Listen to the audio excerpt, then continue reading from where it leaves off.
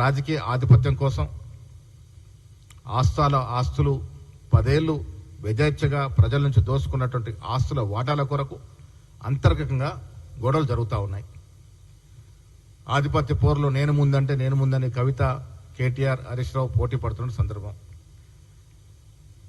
ఇలా కవిత చాలా మాటలు మాట్లాడుతోంది. ఆవిడ మహిళల అభ్యున్నతి గురించి మాట్లాడుతోంది. సిగ్గుచేటు.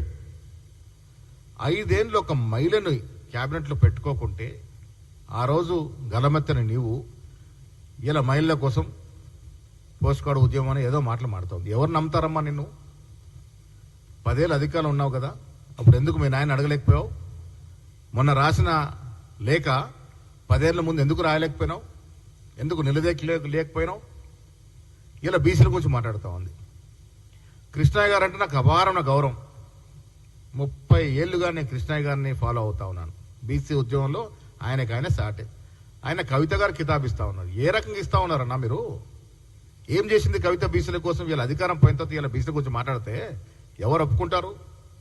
ఏం చేశారు మీరు బీసీల కోసం? స్థానిక సంస్థల ఎన్నిక రిజర్వేషన్ తగ్గించి 21% పడేసింది వీరు కాదా? ఎవరు ఏ బీసీకి వారు అందలమెక్కిచ్చారు, ఏ ఎస్సీకి అందలమెక్కిచ్చారు? ఇలా స్పీకర్తో 5 అవకాశం ఇచ్చాం దళితులకి. మీరు ఒకరంటే ఒకటి పెట్టి అర్ధరాత్రి తీసేసినట్టు పాపం రాజయ్య గారిని. ఇంతవరకు చెప్పలే ఎందుకు తీసేశారు అనేది. విచ్చలు విడిగా దోపిడి తప్ప, మోసం తప్ప 10 ఏళ్ల బీఆర్ఎస్ కాలంలో ఏమీ జరగలే.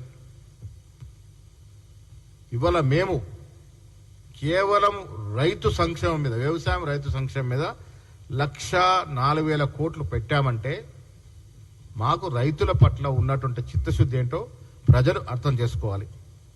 2014 నుంచి 23 వరకు ఎన్ని మాటలు చెప్పి మోసం చేశారో ఒకసారి అర్థం చేసుకోవాలి. డబుల్ బెడ్రూమ్ అని సైరన్ మోగించి తుదకి ఎవరికి ఇల్లు ఇవ్వకుంటే ఆయన ఫలానం చిత్తగించిన సందర్భం. ముస్లింలకి, గిరిజనులకి 12% రిజర్వేషన్, KG to PG ఉచిత విద్య, రకరకాల వాగ్దానాలు ఇచ్చి మోసం చేసి ఫలానం చిత్తగించినటువంటి నాయకులు ఇలా మాట్లాడుతూ ఉన్నారు. బీఆర్ఎస్ 10 ఏళ్ల కాలంలో వెలగబెట్టింది ఏంటి అంటే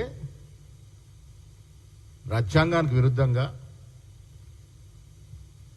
ప్రజాస్వామ్యాన్ని తుంగలు తొక్కే విధంగా ఫోన్ ట్యాపింగ్ చేసినారు. కేసీఆర్, కేటీఆర్కి ఎవడిచ్చాడు యాకు? మాలాంటి రాజకీయ నాయకులు యొక్క ప్రైవసీని దెబ్బతీసే యాకు మీకు ఎవడిచ్చినాడు?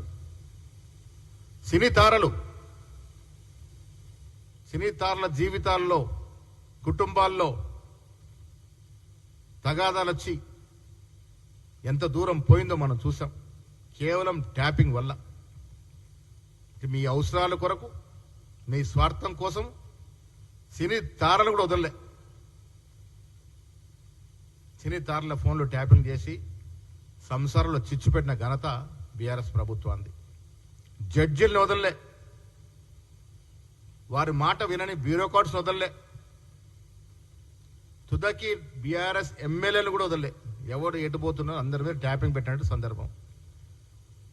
కొన్ని వేల ఫోన్లు ట్యాపింగ్ చేసినారంటే దేశ చరిత్రలో అతి హేయమైన చర్య ఇది.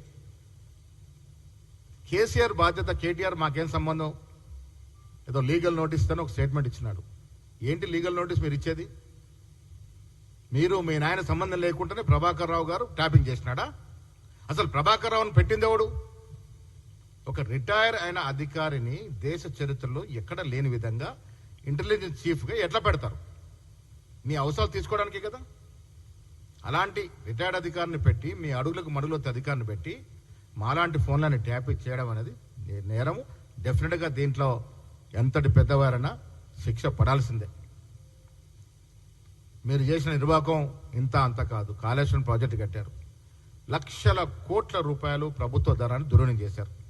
ఇలా మళ్ళీ మేము 9 అడ్డి కడితే తప్ప ఆ ప్రాజెక్టు ఆచరణ సాధ్యం కాని ప్రాజెక్టుగా మిగిలిపోయే అవకాశం ఉంది. నాసి రకం కట్టడం వల్ల, కాంట్రాక్టర్ జేబులు నింపడం వల్ల బీటలు వారిపోతా ఉంది ప్రాజెక్టులు.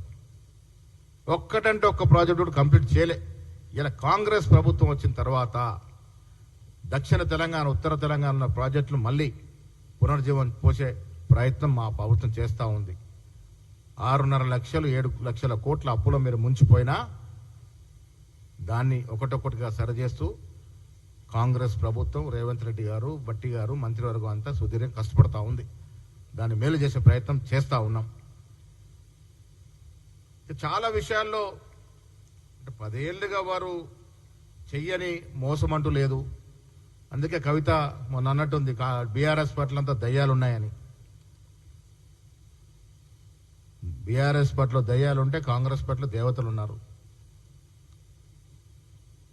అందుకే సువర్ణ యుగం లాంటి పాలన నడుస్తూ ఉంది. ప్రజల కష్టాల్ని, ప్రజల బాగోగులను చూసే ప్రభుత్వం వచ్చింది కాబట్టి ఇవాళ వ్యవసాయదారులు కానీ, రైతు కూలీలు కానీ, ఎస్సీ, ఎస్టీ, బీసీ మైనారిటీలు కానీ, ఉద్యోగస్తులు కానీ, నిరుద్యోగులు కానీ అందరూ కూడా సంతృప్తిగా ఉన్నటువంటి ప్రభుత్వం అది నడుస్తూ ఉంది.